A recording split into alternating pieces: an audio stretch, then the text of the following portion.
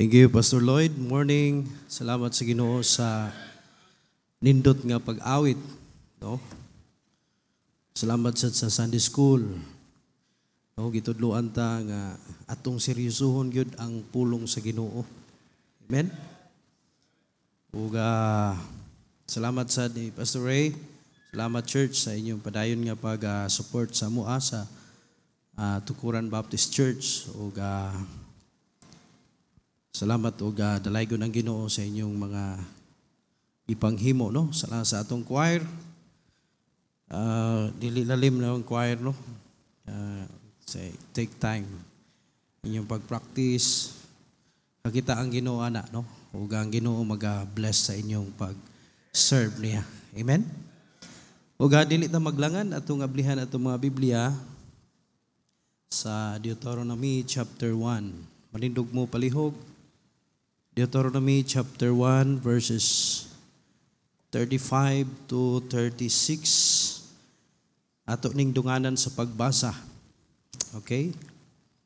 Deuteronomy chapter 1. Nana, you say amen? Ready, start. Surely there shall not one of these men of this evil generation see that good land which I swear to give unto your fathers, save Caleb the son of Jephunneh. He shall see it. To him will I give the land that he had trodden upon, and to his children, because he had wholly followed the Lord. Ang mensahe karong buntag maigsoon, he followed the Lord.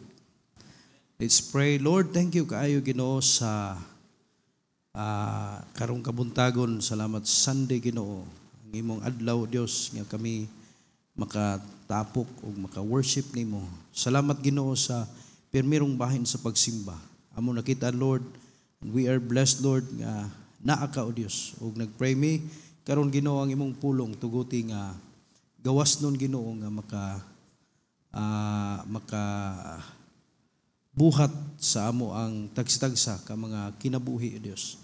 Panalangini kini, tuguti Ginoo nga ang akong hunahuna imong giyahan, akong mga ngabil aron sa paglitok Ginoo sa mga pulong nga angay para sa imong kahimayaan ug para sa kaligunan sa matag usa. In Jesus name we pray. Amen and amen. Kalingkod palihog. Giunsa nato pagsunod ang Ginoo. Ang panalangin sa Ginoo maigsoon na involve kini sa duha, giving and receiving.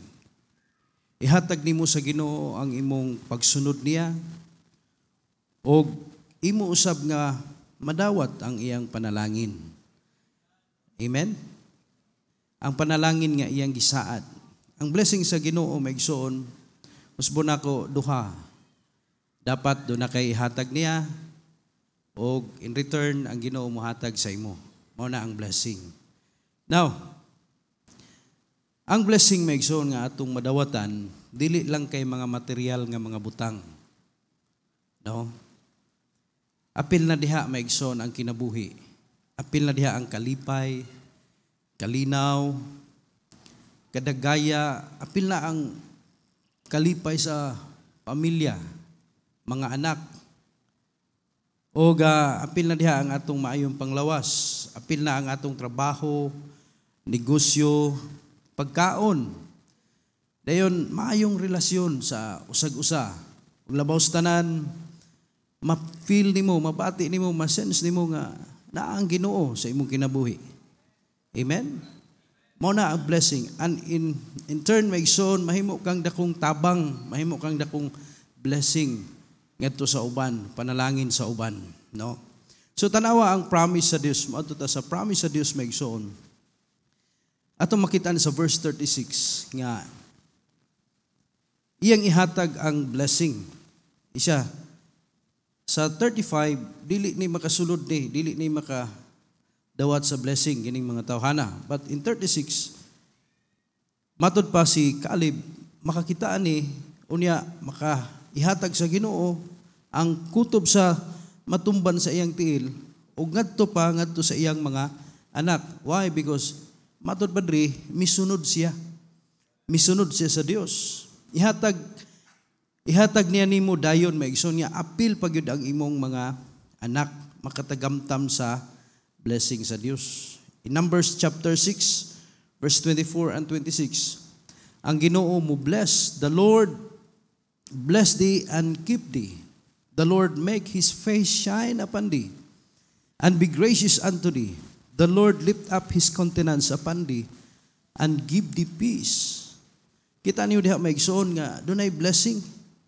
In Deuteronomy chapter 28 verse number 2, and all these blessings shall come on thee and overtake thee, if thou shalt hearken unto the voice of the Lord thy God. In Psalm 128 maigsoon, the whole chapter nagkanayon nga ihatag sa Ginoo ang iyang blessing ug mahimong malipayon ang imong pamilya. Amen. Maigsoon kanindot, no? Kanindot sa promise sa Ginoo nga blessing. Now, these were the blessings of God and many more. But let's go back maigsoon sa kinabuhi ni Caleb. How he followed the Lord. Giyon sa man niya pagsunod ang Ginoo. Nga ang Ginoo nakahimo man siya og pakigsaad nga iyang i-bless si Caleb nga hasta ang iyang mga anak, iyang mga apo nakahimo man ning gawas man sa baba sa Dios because nakita sa Ginoo giunsa ni Caleb pagsunod ang Ginoo. I hope makita nato karong buntag maigsoon og musunod sadta sa Ginoo. Amen. Giunsa ni Caleb pagsunod sa Ginoo ug atong i-copy maigsoon ang pagsunod ni Caleb adto sa Dios. Number one maigsoon, he followed the Lord faithfully. Misunod siya sa Ginoo, iyang gisunod ang Ginoo nga the word faithfully maigsoon, no? Joshua chapter 14. Look at Joshua chapter 14. Makita nato diha maigsoon how he followed the Lord faithfully. Verse number 8. Nevertheless, my brethren that went up with me made the heart of the people melt. But I wholly followed the Lord my God. And Moses sware unto that day, saying, surely the land whereon thy feet have trodden shall be thine inheritance, and thy children's forever, because thou hast wholly followed the Lord my God. And now behold, verse number 10, the Lord hath kept me alive, as he said, these 45 years, even since the Lord spake this word unto Moses, while the children of Israel wandered the wilderness. And now, lo, I am this day 85 years old. Imagine ha, tanawa ang faithfulness ni Caleb sa pagsunod niya sa Ginoo for 45 years and beyond. Wala gid siya na backslide. Hello? 45 years kataas ana. Pila pa man ta katuig sa atong pagkakristohanon. Pero si Caleb maigsoon for 45 years ug hangtod pa gyud sa iyang kinabuhi, faithful siya nga misunod sa Dios. 45 years. Faithful siya maigsoon, wala gyud siya mabikil, no? Wala gyud siya mibiya sa Ginoo. Ingon ana ang iyang pagsunod sa Dios. Unlike maigsoon sa New Testament nga gi-mention ni Apostle Paul in 2 Timothy chapter 4 verse number 10, Demas, unlike ni Demas, unsay gisulti diha, love the world. For Demas hath forsaken me, having loved this present world.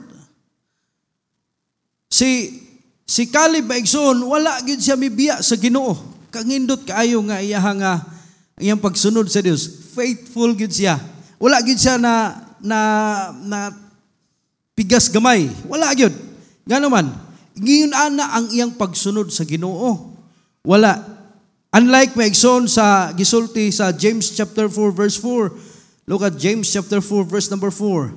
Ye adulterers and adulteresses, know ye not that the friendship of the world is enmity with God?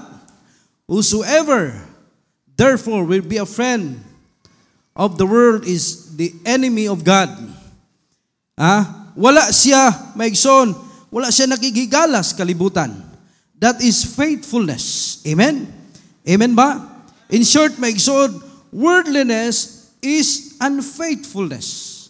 Ang pagkakalibutanon maigsoon, unfaithful ka sa imong pagsunod sa Dios. Unsa man dayang naas kalibutan. Makita nato maigsoon sa 1 1 John chapter 2. Look at 1 John chapter 2. Love not the world, neither the things that are in the world. If any man love the world, the love of the Father is not in him. For all that is in the world, kay ang nias kalibutan, the lust of the flesh, the lust of the eyes, and the pride of life is not of the Father, but of the world. So nakita niyo maigsoon, ang karaibal sa Ginoo, mauning kalibutan, pagkakalibutanon. So kung musunod ta sa Ginoo maigsoon, kinanglan dili ta maghigala sa kalibutan. Napa mo diha? Kay kung makighigala ta sa kalibutan, that is unfaithfulness. Si Caleb maigsoon, misunod siya sa Dios. He followed the Lord faithfully. Wala gid siya madalas kalibutan. Wala gid siya nakighigala sa kalibutan. Tanawon siya na sa kalibutan, the lust of the flesh, the lust of the eyes, and the pride of life is not of the Father, but is of the world. And the world passeth away, and the lust thereof. But he that doeth the Father, doeth the will of God, abideth forever. So nakita niyo maigsoon, the world is full of lust. Lustful. Pagka unod nun, dili na mao'y gusto sa Ginoo sa atong pagsunod niya. Gusto sa Ginoo maigsoon nga, musunod ta niya, faithful ta. Sama ni Caleb, nga misunod siya sa Dios maigsoon, nga faithful siya. Wala siya nahimong unfaithful. Pasagdi maigsoon ang kalibutan kung lustful sila. Amen? Kung ipakita nila ang ilang pagkaunod nun. Si Caleb wala nagapil-apil sa kalibutan. Kung ang kalibutan maigsoon, mag-post sila sa ilang pagka-sexy, ikaw, Kristohanon, ayaw pag-apil. Oy, amen? Oh. Mahimo, ang imong imbis nagsunod ka sa Ginoo, sayang kay imong effort maigsoon, nag-practice mo require. Wala ko kailan ninyo ha. Wala ko nakakita ninyo. Ako lang gikuha ninyo maigsoon ba nga, naghatag mo panahon sa Ginoo. Taas kayo yung practice, ay dili na madalag usak practicean lang, di ba? Taas yung practice niya, hago mo, pero nahimo mong unfaithful sa inyong pagsunod sa Ginoo. Why? Because giapil-apil mo pud mo sa kalibutan. Amen? Kung unsay trend sa kalibutan maigsoon, nag-apil-apil man sad ka, dili ta mag-apil-apil Kristohanon kay gusto ta musunod sa Ginoo. Musunod mo kita sa Ginoo, mag-faithful na lang ta niya. Amen? Oh, nag-faithful si Caleb maigsoon, faithful siya sa pagsunod sa Ginoo. Wala siya may biya og pagsimba. Siguro wa gini siya nag-absent sa iyang pagsimba. Maka-absent lang siguro ni og di na gina, wala ta kay balo, no? Di na gina makaya ba? Pero mulabad lang ang iyang ulo, ay walay problema. Amen? Makaabot gyud siya sa simbahan. Makaabot gyud siya sa pag-worship sa Ginoo. Salamat ninyo maigsoon, nakita nako sayo kayo mo. No, siguro naligo og sayo. Ang uban niyo layo pa.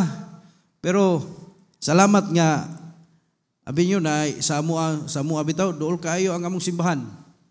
Pero di gyud malit gyapon niya uban di kaabot.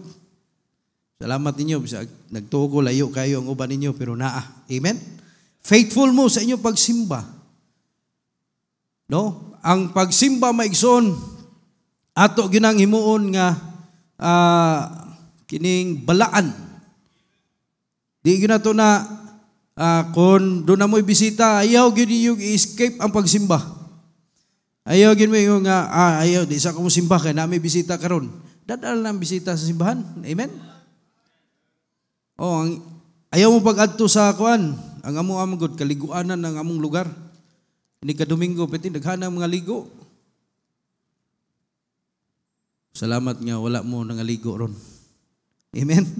Naamo sa simbahan. Laygo ng Ginoo. Faithful. Then faithful mo sa inyong paghatag. Nagtuo ko, daghan kayo mong panginahanglanon. Personal needs. Bisan panginahanglanon sa pamilya. Pero inyong yung gihatag ang para sa Ginoo. Ang para sa Ginoo, para yun sa Ginoo. Amen? Be faithful. Maigsoon, tanawa ha. Doon na yung sa katao sa Biblia, nga wala siya nag-faithful. Imbis, i-bless pa unta siya dugang sa Ginoo. Ablihan na to sa 2 Samuel chapter 12. Tanawan niyo palihog. Wala siya nag-faithful. Nahimo siyang unfaithful sa iyang pagsunod sa Ginoo ba? I-bless pa unta siya og dugang sa Dios. Tanawa, siya, and I gave thee thy master's house and thy master's wives into thy bosom, and I gave thee the house of Israel and of Judah. And if that had been too little, I would moreover have given unto thee such and such things.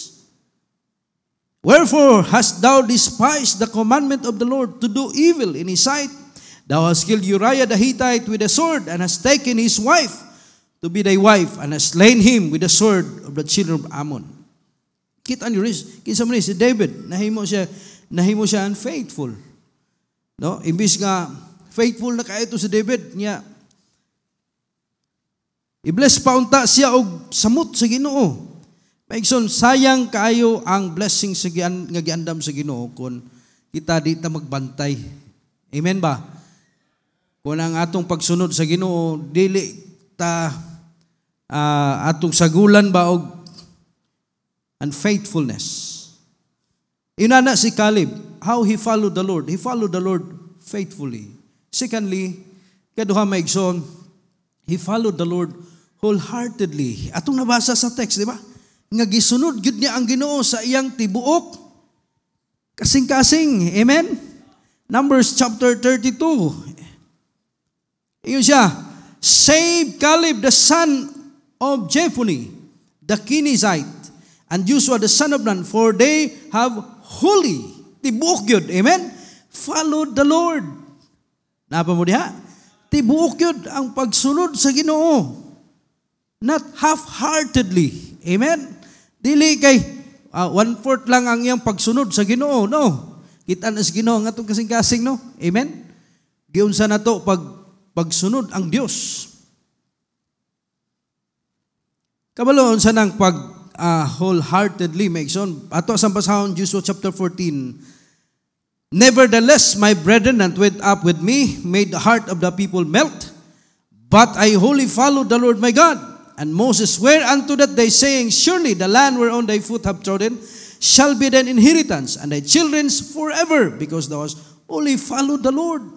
Unya, ang Ginoo, sa verse number 14, Hebron therefore became the inheritance of Caleb, the son of Jephunneh, the Kenizzite, unto this day, because what? That he wholly followed the Lord, God of Israel.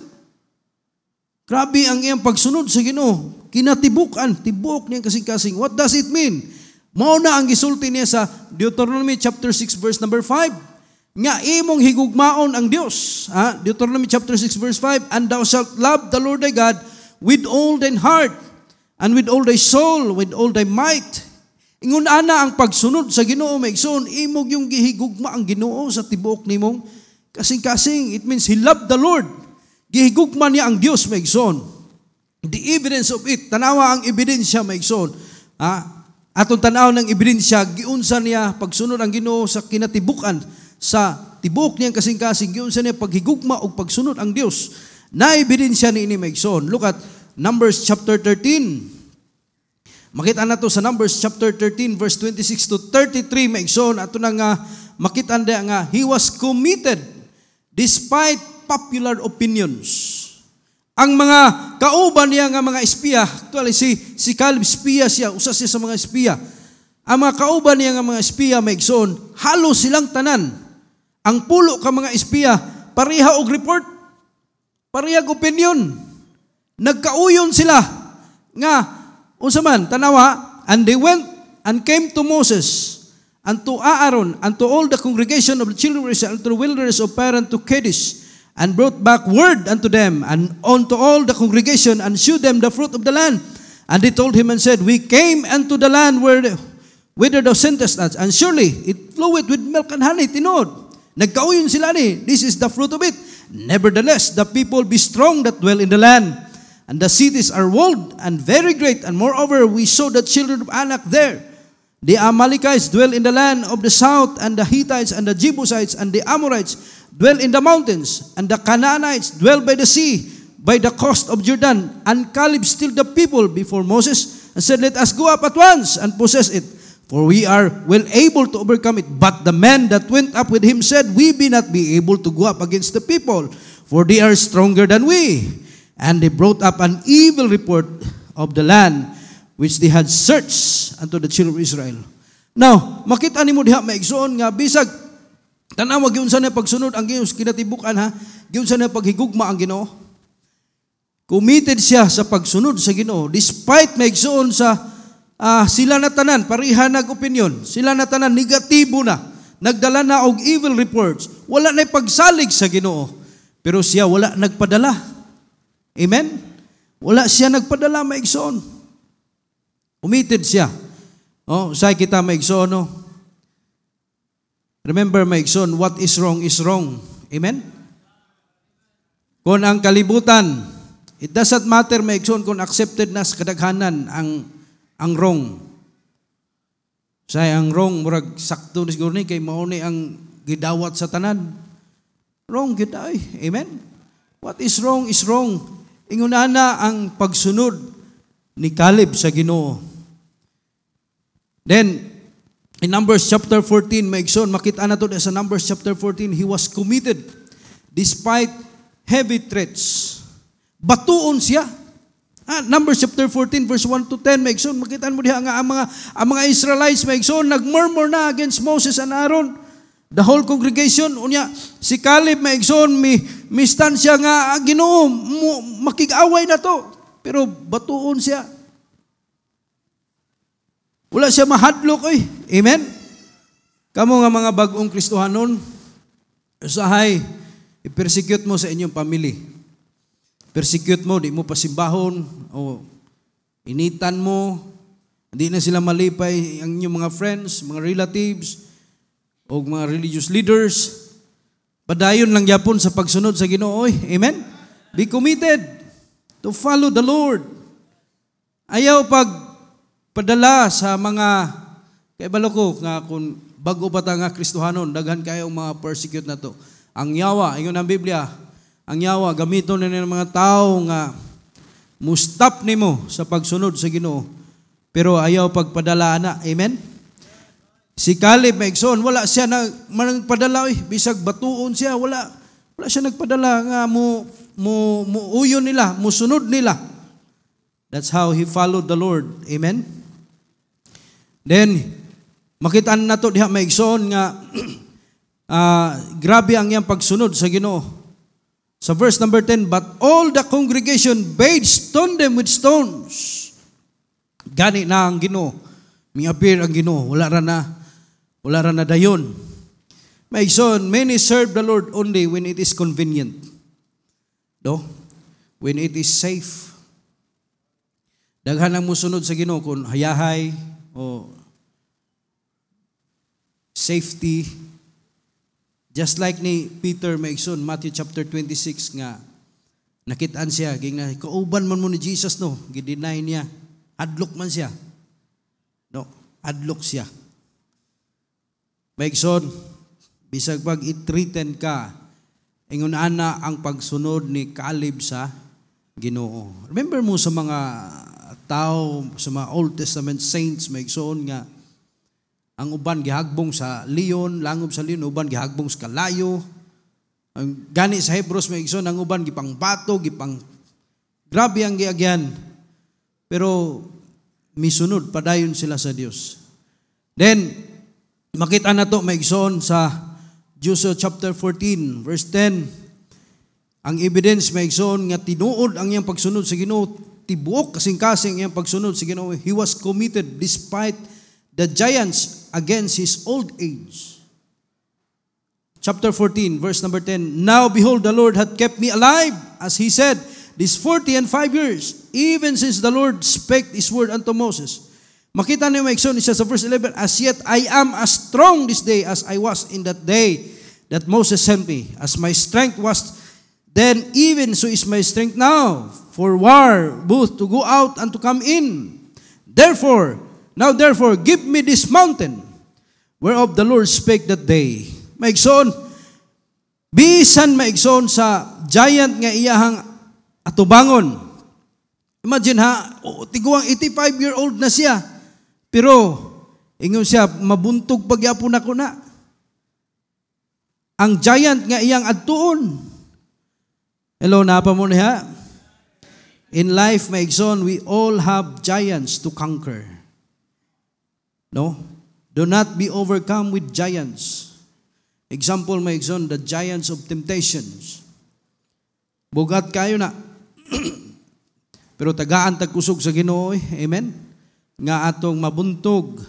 The giants of worries, fears, doubts, and even financial struggles. Mata kay balo may igso, no? Lisod na kay ka, pero wala nimo. Bisan sa imong kalisod, buntugon na to ng ingon ana, di ta magpa-pildi. Amen?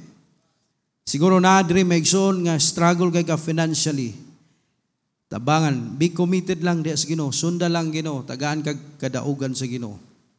Mabuntog nimo ang mga giants. May igsoon, practically speaking, kung i-compare nimo si Caleb ug ang mga higante nga nagpuyo dito, wa gyud chance nga makadaog si Caleb. Nakuha ninyo? Pero tungod kay nagsunod siya sa Ginoo, sa tibok niya, faithful siya unya. Sa tibok niyang kasing-kasing, tagaan siya og kusog sa Ginoo nga mabuntog niya ug nabuntog man gyud niya. Amen? Ang mga higante nga nagpuyo dito, napapahawa man gyud niya ang mga higante nga nagpuyo dito. Unya, ingon matod pa sa verse number 15, tanawas verse 15. And the name of Hebron before was Kirjat Arba, which Arba was a great man among the Anakims, and the land had rest from war. Nakabaton o kapahulayan ang maong lugar. Why? Kung doon ay tao nga misunod sa Ginoo. He was committed. Then, thirdly, last maigsoon, what was the result sa pagsunod sa Ginoo? Sa resulta niini. Si Caleb maigsoon, Caleb's life was useful. Gamit kayo ang iyang kinabuhi. He became an example. He become an inspiration. Amen? And a reminder nga natong tanan maigsoon nga dunay fair justice ang Dios. Numbers chapter 14 makita nimo diha maigsoon nga ang katong mga tao nga wala misunod sa Ginoo, wala nagfaithful, wala nang sunod sa Ginoo wholeheartedly, wala gid sila kakita sa land, wala gid sila kasulod, wala sila ka-inherit sa promised land. Why? Makita nimo diha ang fair justice sa Dios. Kay ang i-bless sa Ginoo, kay ang gipakatagamtam sa Ginoo sa iyang panalangin maigsoon katong tinud-anay nga misunod niya. Amen? Katong si Caleb maigsoon nga misunod niya. Mao na nga hangtod karon, the life of Caleb maigsoon nahimong example sa tuwa. Amen? Nahimong blessing sa tuwa, nahimong inspiration sa tuwa. Nga naman, nagamit ang kinabuhi kay misunod siya faithfully. Misunod siya wholeheartedly. Unsa ka gamit ang atong kinabuhi maigsoon kung kita musunod sa Dios. Say madlok ta musunod sa Ginoo. Say musuon ta sa mga Israelites nga nag-murmur, walay pagsalig, wala gid misunod sa Dios. Maigsoon di ta musunod ato, musunod ta ni Caleb oy. Amen. Kay ang iyang kinabuhi nahimong gamit kayo, nahimong example, nahimong inspiration para sa tuwa maigsoon nga dapat musunod ta. Muna nga ang Ginoo mismo naghatag ani niya nga title. Ang Ginoo mismo gikan sa iyang baba nga si Caleb mao ning sunod nako. He wholly followed me.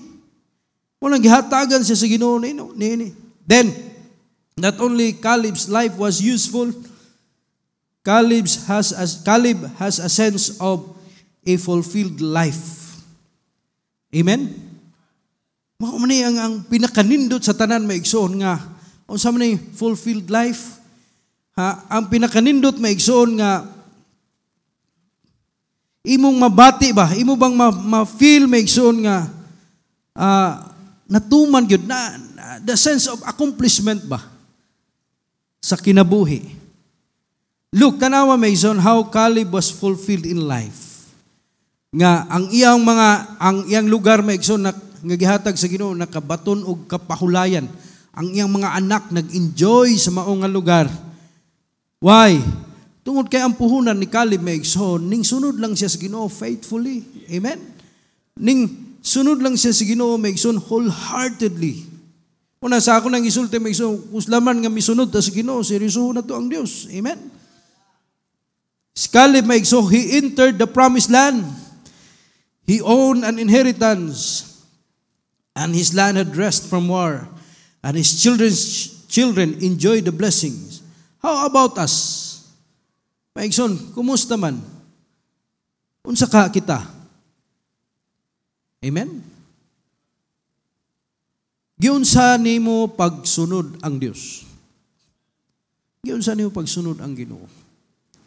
No, sa atong Sunday school, importante kay ang pulong sa Ginoo. Giunsa nato pagseryoso ang pulong sa Ginoo? Are we faithful sa atong pagbasa sa Biblia? Are we faithful sa atong prayer life? Are we faithful maigsoon sa atong pagsimba? Faithful ba ta sa atong soul winning? Praise the Lord na ay daghang naluwas. Amen? Faithful ba ka sa imong paghatag? Ikaw rin yung nasayod ni Ana Maigsoon. But I challenge you this morning. Giyon sa niyo pagsunod ang Ginoo. Kaya ang blessing sa Ginoo Maigsoon, nagdepende sa atong paghatag niya. How we give our faithfulness, how we give our heart, wholeheartedly are we giving Him. Naghimo ka ba og pakigsaad sa Ginoo nga, Lord, I will follow you. Sundon ka nako no matter what. Kung mga Bible student, ayaw mo patintal sa mga kalibutanon. Ayaw mo biya sa Ginoo. Ayaw pag una-una nga alisod ka ayo ning magpastor. Ayaw. Sa tungod kay gihatag na nimo imong word sa Ginoo nga musunod kaniya, barugi na imong pulong. Amen. Ay katalaw. Si Caleb Maigsoon, wala. Gihatag niya ang tanan sa Ginoo. Mausad ninyo. Igna ang Ginoo karong buntag, Lord, I will follow you. No? Kung wala pa ka nahimo pakigsaad sa Ginoo, igna ang Ginoo, Lord, why not? Ganun dili man nato hatagag pakigsaad ang Ginoo. Ganun dili nato tagaag pakigsaad ang Ginoo. Wala tay rason ganun dili nato tagaag pakigsaad ang Ginoo. Ang yawa maningkamot siya nga dili ka mohatag pakigsaad sa Ginoo. Kay sa kung dili ka mohatag og pakigsaad sa Ginoo, wala kay responsibilidad. Wala kay dili ko maghatag pakigsaad sa Ginoo aron dili ko mahimong obligado nga mag-faithful niya. Obligado nga mo sunod niya wholeheartedly. Ayaw na ang Ginoo. Amen. Tinud-a siya. Kay sa diyang tinud-on nimo siya Maigsoon, nagtuo ko Maigsoon nga tinud-on sad sa Ginoo pag pour out ang iyang blessing. Once again, ang blessing sa Ginoo dili lang kay mga material nga mga butang. Importante sa tuwa ang atong kinabuhi, atong kalipay, kalinaw, ang kadagaya, mga anak, kalipay sa panimalay, maayong panglawas, trabaho, negosyo, pagkaon, maayong relasyon. Importante na, labaw tanan, doon ay mga kalag nga atong madala diyas ilan sa Dios. So, kamo, kita nga naghimo na og pakigsaad sa Ginoo. Basi nakalimot na ka. Why not renew it now? Amen? Ignang Ginoo, Lord, akong i-renew, Lord, ang akong pag-isaad nimo. That I will follow you faithfully. Will follow you wholeheartedly. Ignang Ginoo, karong buntag. Gangyo ko kamus pagduko sa inyong ulo, piyong inyong mga mata. Magampo kita, Lord. Salamat kaayo, Lord, sa imong bulong nagpahinumdum na mo Ginoo mahitungod ni Caleb, Lord. Giunsa niya pagsunod ikaw. O Lord, nahimo siya example, nahimo siya inspiration namo Ginoo. Usaon pagsunod ikaw, O Dios. Busa Lord, nagampo ko karong buntag. Undo na may wa pa maluwas, Lord, nagpray ko Ginoo nga maluwas siya. Mudawat siya ni Kristo nga iyang maluluwas. O nga karong buntag Ginoo makahimo mi commitment nimo. Nga seryosohon ka namo Ginoo. Sundon ka namo faithfully. Lord, ikaw akong gitugyanan samtang ga-play ang organ, ang piano. Duko yung ulo, ipiyon yung mata. I'll give a short invitation this morning. Kung wala pa ka maluwas, diya sa imong gilingkuran, nawata si Kristo sa imong kasing-kasing. Sudla siya. Nabadri, taas ang kamot, nga wa pa ka makasiguro sa imong kaluwasan. Amen. Amen.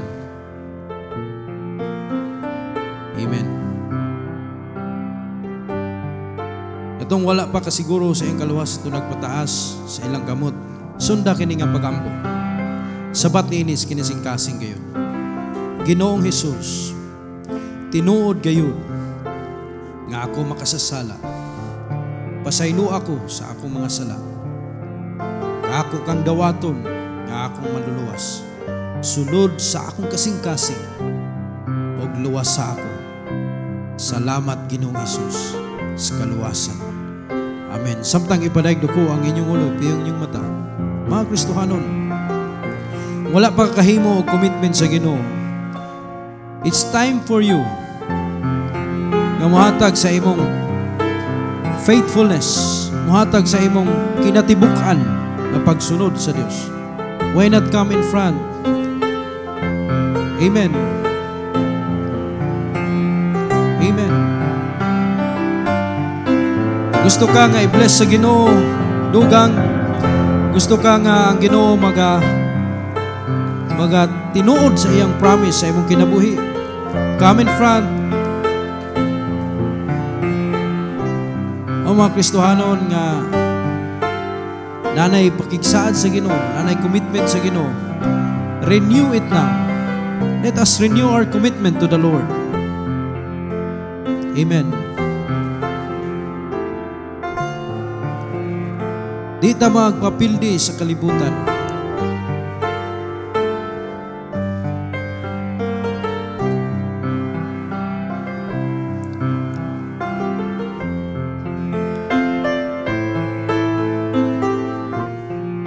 Magampo ko para ninyo, Lord, karong buntag Ginoo. Aside ka Ginoo sa matag kasing-kasing ani karon sa tubangan.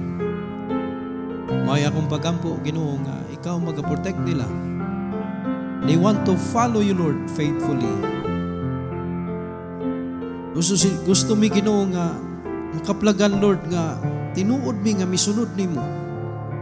Dili tiyaw Ginoo, kundi tinudanay o tinibok Ginoo, tibok kasing-kasing ang pagsunod nimo. Makaplagan unta mi nimo Ginoo nga faithful. Busa Lord, protect us. Tabangi mi Ginoo, we need your grace, we need your help, we need your mercy. Until the end, Lord, sa among kinabuhi, ang kami Ginoo makasunod gihapon nimo, Dios. Just like ni Caleb Ginoo, giunsa niya pagsunod ikaw Ginoo. Busa Lord, karon nga takno, I'm asking your favor and your blessing. Bless me Ginoo, kami naas tubangan, Lord. Tigay mi grasya o kusog. Proteksyon niya ang among commitment, Lord. Dalay ko ng imong ngalan, amo kang giulian sa maghimaya. In Jesus' name we pray. Amen.